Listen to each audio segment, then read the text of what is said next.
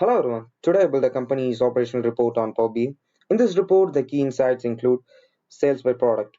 For this, I used stack bar chart and correlation of profit using scatter chart, COGS by product using funnel, which means cost of goods sold, and top 5 country based on sales using clustered column chart.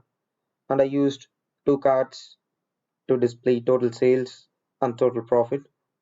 And I used two slices to filter based on year and segment. In this dashboard, I used four buttons, which works based on bookmarks. First, let me filter based on year. If it is 2013, you can see total sales is 26.42 million. Total profit is 3.88 million.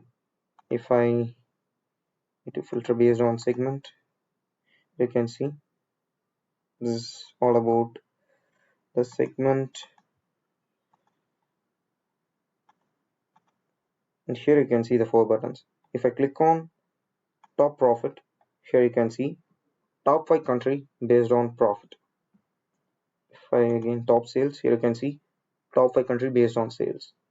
If I click on narration, here you can see Paseo is the best performing product overall with total sales of 33 million and also best performing for current year, while Velo was the best performing product in 2013.